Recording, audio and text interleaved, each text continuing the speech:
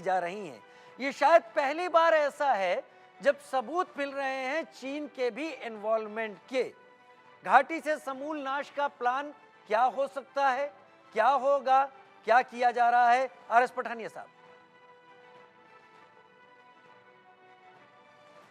नमस्कार, आदाब सबको।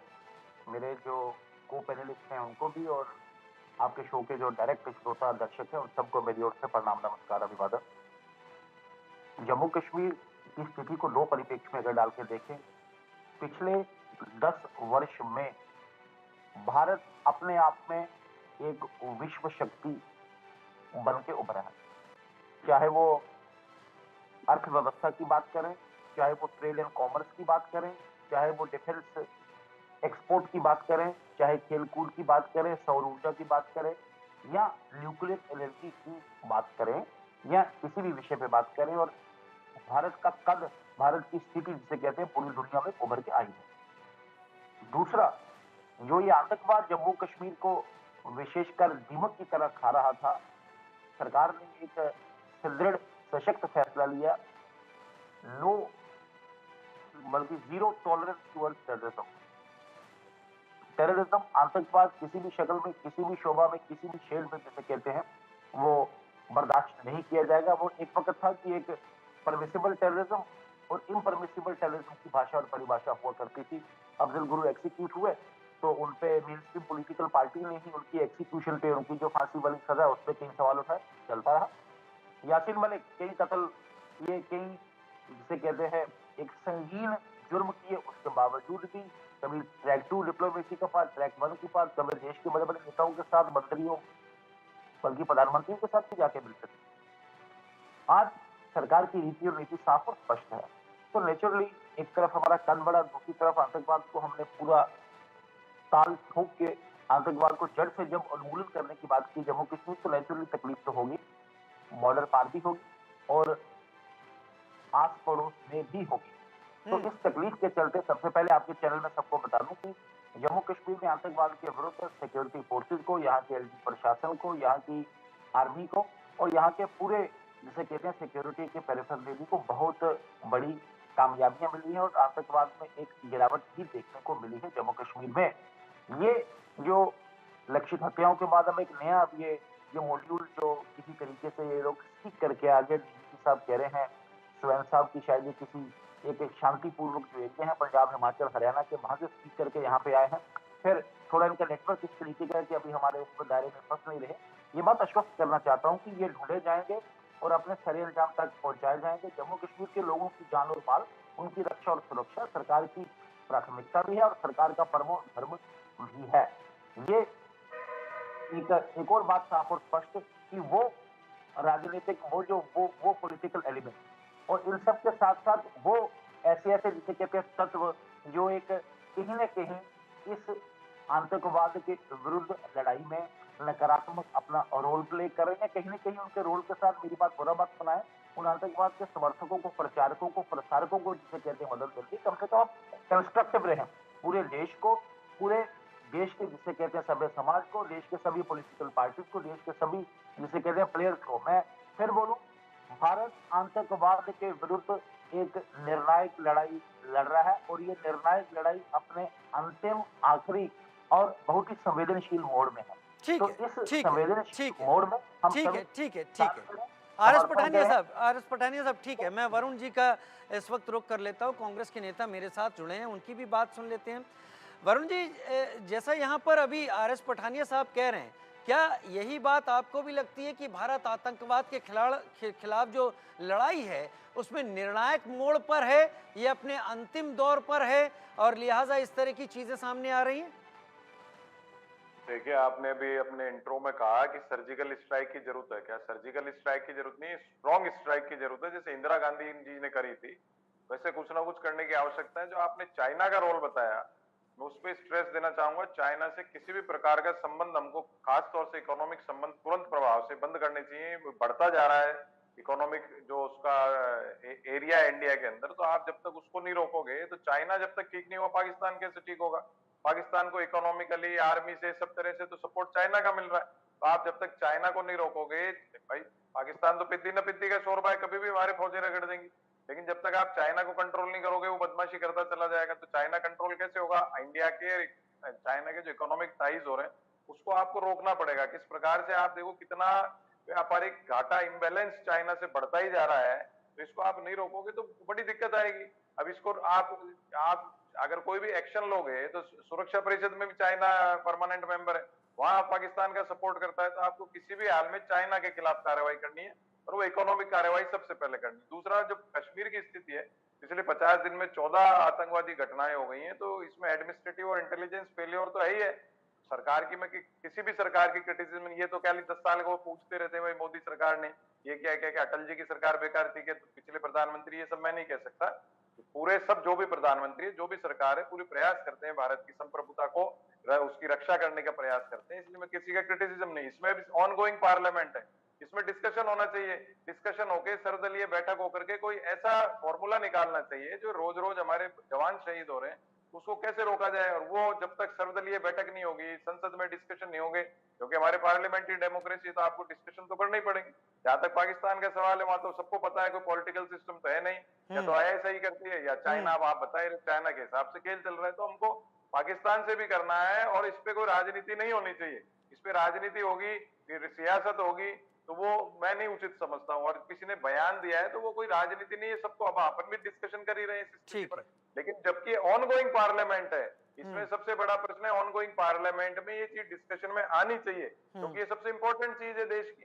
तो इसको अगर डिस्कशन करते हैं सारे दल मिलकर और एकजुट होकर के, इस पे कोई प्रस्ताव पारित करते हैं, उसके बाद कोई, मान लीजिए, प्रस्ताव पारित करके केंद्र सरकार को फुल पावर दें कि आप 1 महीने के अंदर कोई ना कोई आपको लगता है कि ये आतंकवाद के खिलाफ आखिरी लड़ाई है? इससे पहले कि मैं अगले अपने खास मेहमान का रुख करूं, देखिए, आतंकवाद के खिलाफ आखिरी लड़ाई कोई भी नहीं लड़ सकता, ये ऑनगोइंग प्रोसेस होता है आतंकवाद में। क्योंकि समाज में जिस प्रकार से बदमाशियां, जैसे पड़ोसी देश है, जिस तरह से इकोनॉमिक मॉडल उनका होता जा रहा है, हमारे जो देश के दुश्मन है वो उनको कहीं ना कहीं प्रश्रय देते रहेंगे। उसकी तो हम जब तक कि पाकिस्तान को पूर्ण तरफ से ध्वस्त नहीं करेंगे, वो ध्वस्त जब होगा जब चाइना को रोकोगे आप, जब भी तो ध्वस्त कर पाओगे। चाइना तो मैंने कहा, ठीक है, मैसेज आपका क्लियर है, मैसेज आपका क्लियर है कि इलाज चीन का करना है, पाकिस्तान का नहीं।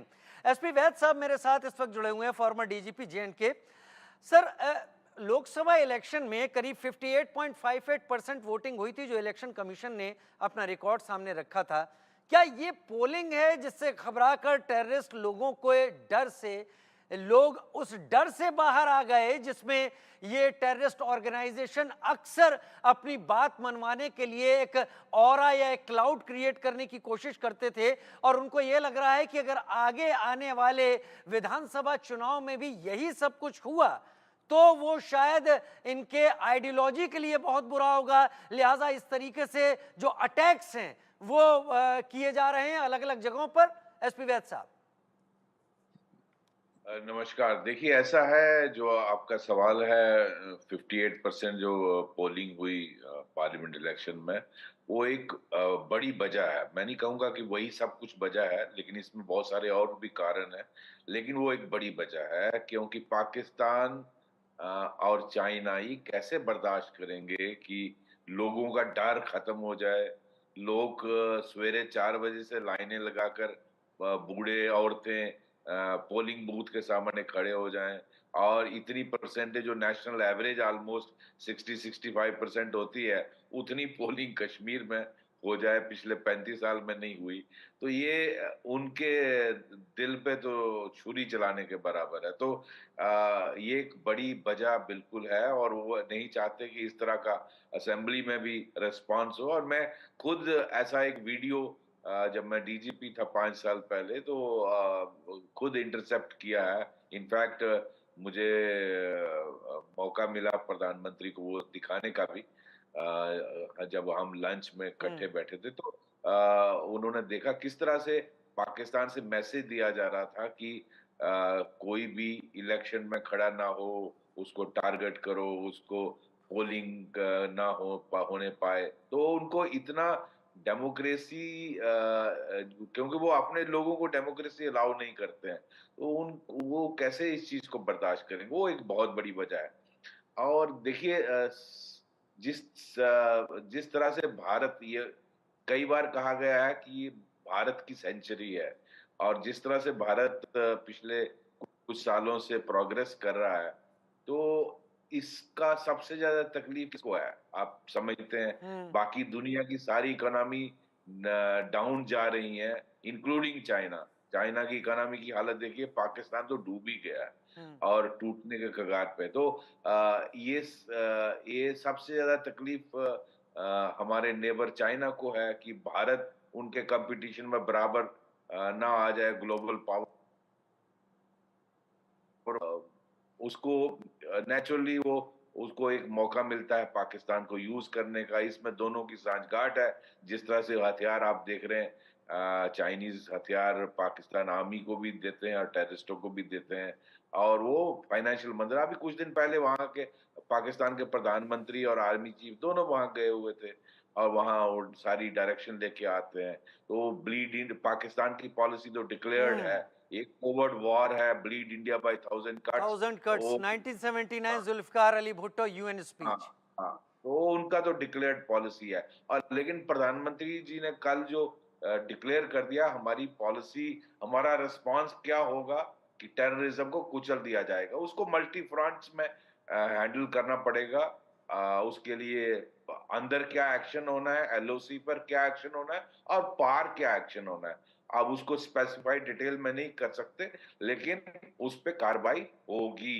इसमें हमारे किसी भी देशवासी को शक नहीं होना चाहिए। और शेषपाल सर, मैं आपसे ये एक सवाल पूछूं इससे पहले कि मैं मेजर जनरल राजन कोचर का रुख करूं। जब आप डीजीपी रहे थे, अगर आप शेयर कर पाएं, क्या तब भी चाइनीज वेपन्स की रिकवरी होती थी? देखिए, चाइनीज ग्रेनेड हम 90s में भी देखे, क्योंकि चाइना का रोल आज का नहीं है। चाइना का रोल आप देखें, नॉर्थ ईस्ट में जितना टेररिज्म चलाया, तो चाइना नॉर्थ ईस्ट के टेररिस्टों को आर्म करता था। पिछले आप 25, 30, 40 सालों से हम देख रहे हैं। चाइना आज से आपको उंगली नहीं कर रहा है। आज उसका रोल थोड़ा डिफरेंट हो गया है, लेकिन ऐसा नहीं है कि इंडिया को वो हमेशा आपके खिलाफ रहा है। अब मैं सरप्राइज्ड हूं कि हम वन चाइना पॉलिसी को कैसे एक्सेप्ट करते हैं। चाइना ने इस तरह से तिब्बत को कब्जा किया और जबरदस्ती आप उनको उनका कल्चर खत्म कर दिया, उनको कुचल दिया।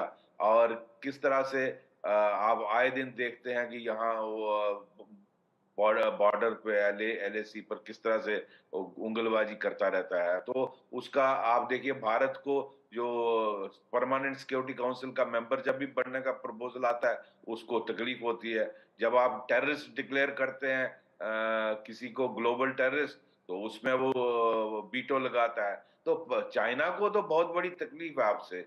और हम उनके साथ ये जो है ट्रेड और वो हर चीज करते हैं $100 बिलियन का।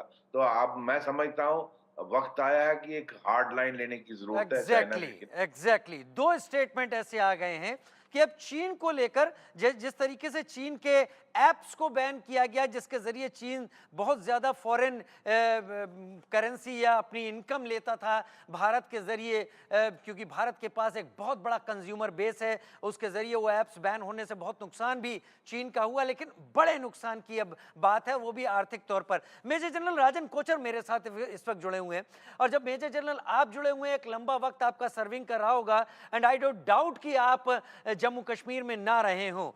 मेरा सवाल आपसे सीधा, चीन और पाकिस्तान की जो मिली भगत सामने आ रही है, इस आतंकवाद के उभार के पीछे केवल पाकिस्तान को मैं जिम्मेदार नहीं कह सकता, क्योंकि पाकिस्तान जिस हालत में आज की दौर में है, उसकी तो नफरी उसकी आर्मी की इतनी नहीं है कि वो अपने सारे सेक्टर पर प्रॉपर तरीके से फोर्स लगा पाए और टीटीपी से भी मुकाबला कर पाए।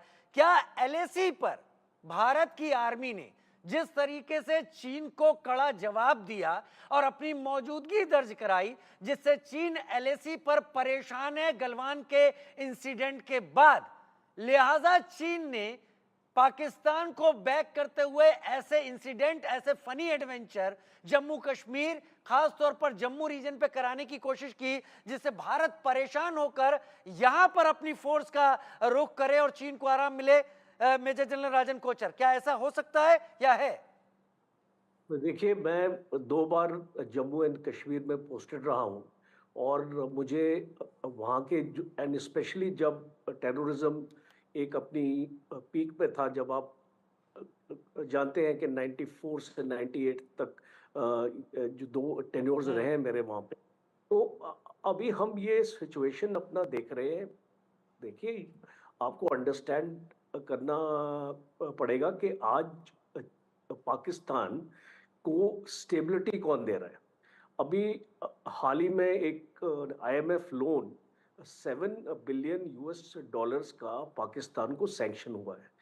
अब यूनाइटेड स्टेट्स का भी आपको रोल भूलना नहीं चाहिए, क्योंकि भारत के साथ यूनाइटेड स्टेट्स अच्छे रिलेशन रखता है।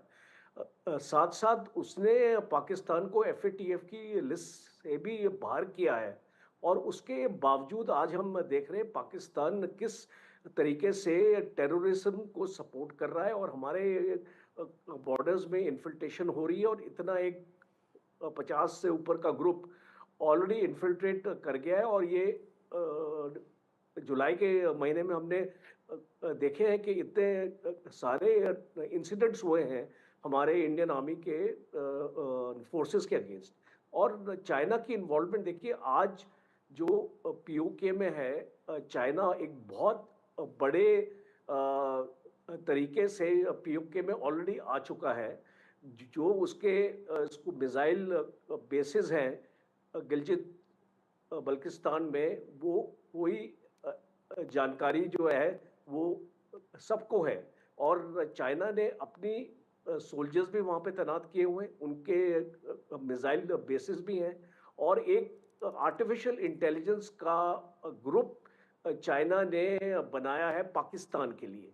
और ये जो भी हम टेक्नोलॉजी अभी देख रहे हैं, आप 2 साल पुराने की एक न्यूज़ है कि एक पाकिस्तान आर्मी का एक डेलीगेशन चाइना गया था, और वहाँ पे पूरी आर्टिफिशियल इंटेलिजेंस ग्रुप का जो ट्रेनिंग हुई थी, उसके बाद चाइना ने मदद की है पाकिस्तान आर्मी को वो ग्रुप को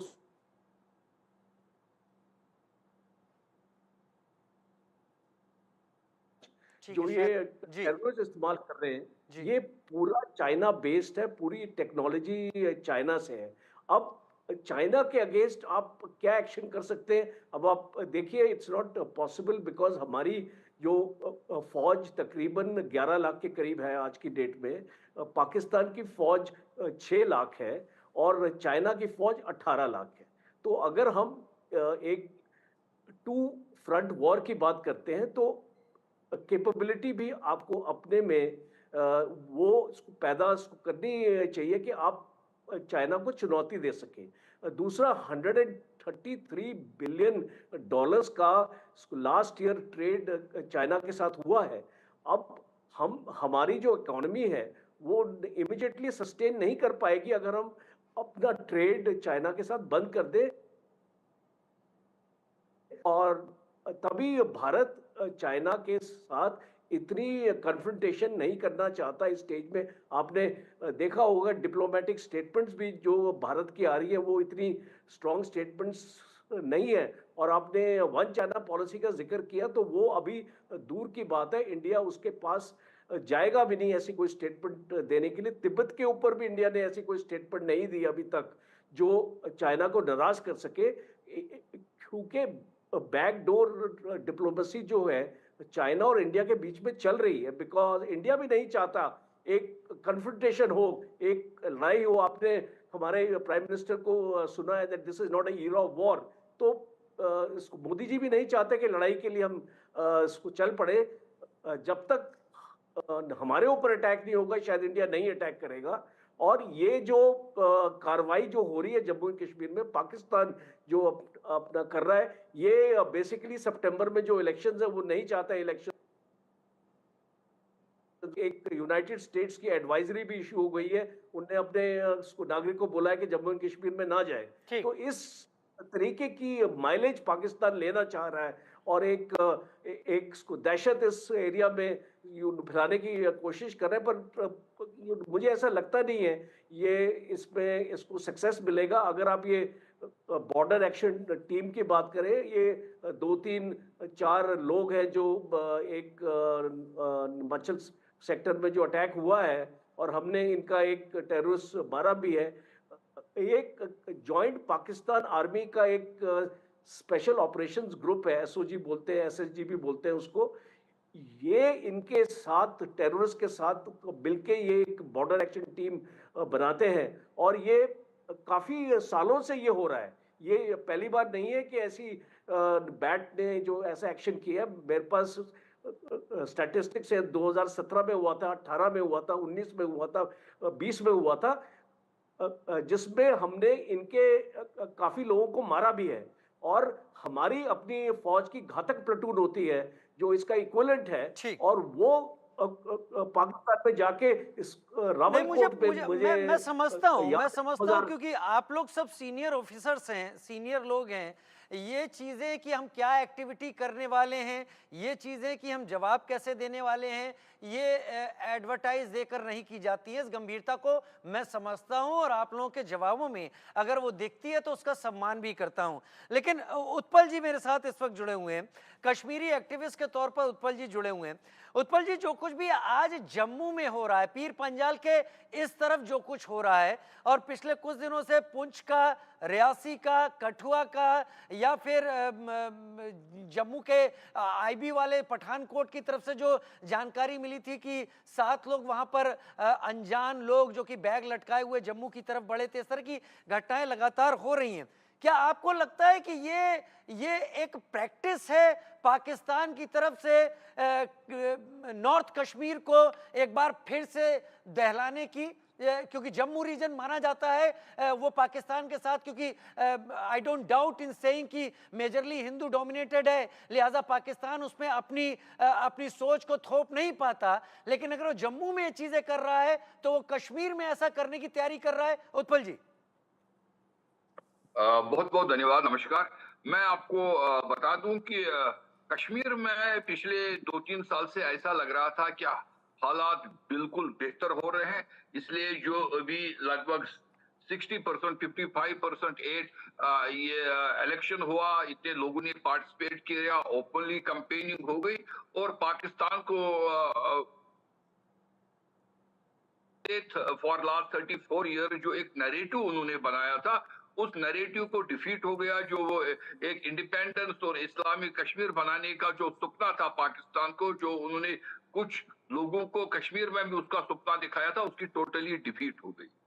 और अब जब कश्मीर में टूरिज्म भी ठीक ठाक हो रहा है, और इन्वेस्टमेंट जो कश्मीर की डेवलपमेंट के लिए लगभग 50,000 करोड़ भी आ गए, और लोगों को लग रहा है कि आप पत्थरबाजी नहीं है, आप कुछ नहीं है, ये बिल्कुल नॉर्मल लग रहा है कश्मीर में। अभी मैं 12 दिन कश्मीर में था, और मैं कुपवारा भी गया, और बॉर्डर के इलाके भी मैंने देखे।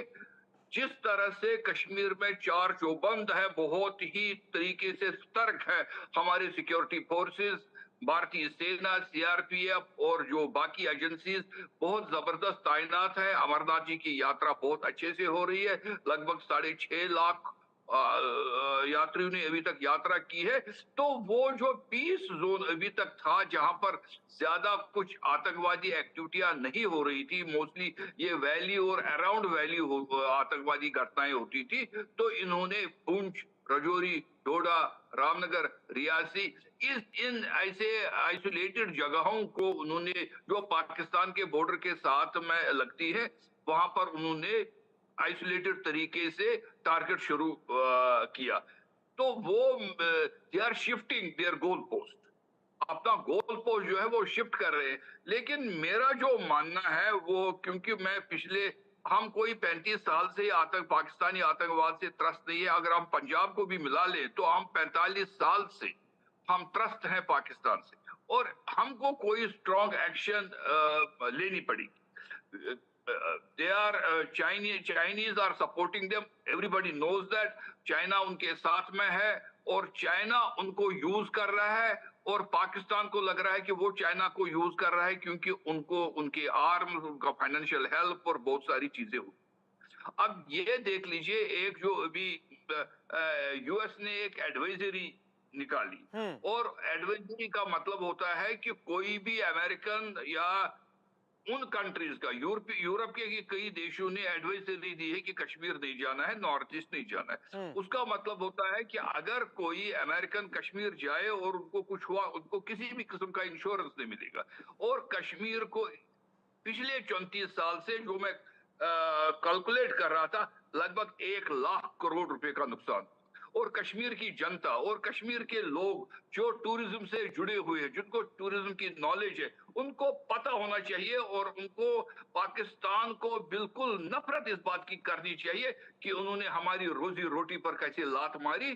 क्योंकि कश्मीर में हर साल 4 से 5 लाख यूरोप और अमेरिका के टूरिस्ट आते हैं। मैं इसी पर आता हूं। वरुण पुरोहित जी, बीते साल की तुलना में जो घाटी की बात करें, मैं कश्मीर घाटी की बात कर रहा हूं, 17 से 18% ज्यादा यहां पर टूरिस्ट आए हैं, जिसमें फॉरेन टूरिस्ट भी इसमें शामिल हैं। क्या इससे आपको लगता है कि इंटरनेशनली जो संदेश जा रहा था वो पाकिस्तान और टेररिस्ट के वर्जन को कमजोर करता था, लिहाजा ये सारे आतंकवादी हमले एक साथ फॉरेन एजेंसीज के जरिए चीन, पाकिस्तान और टेररिस्ट का मिली भगत के तौर पर बढ़ाए गए हैं? क्या आप ये मानते हैं?